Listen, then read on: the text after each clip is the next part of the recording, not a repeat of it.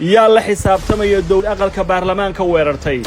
gudoomiyihii xabad kaga saartay Garowe yaa mucaaradaya dowlad xildhibaankii su'aal weydiisa talaaba ka qaadis loogu goodinayo yaa la xisaabtamaya dowlad xildhibaanadii xisaab celinta dalbada xasaanaadka xayuubin lagu sameeyay 2 sano waxay ugu dhamaanaysaa madaxweyne Dani oo aan lahayn mucaarad awooda inay madal ka dhaliilaan sababtuna waa iyagoo xil sugayaal ah ama xabsi iyo xabad ka cabsanaya Dani 2 sano ee dhamaatay waxa uu si fiican u abaabulay xaflado iyo cashooyin uu isku maamuuso madaxda Soomaalida ku marti qaado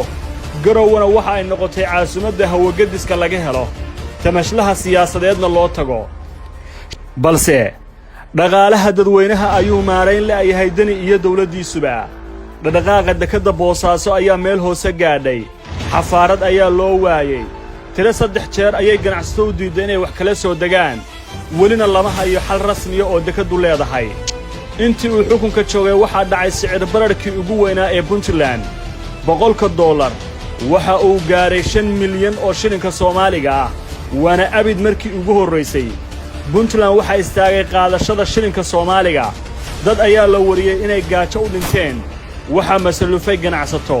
dhowr jeer oo ay dawladdu xal keentay ma dhaqan gelin cidii mas'uuliyadda lahaydna ciqaab lama marsiin xaalkuna waa afsalax ku dhig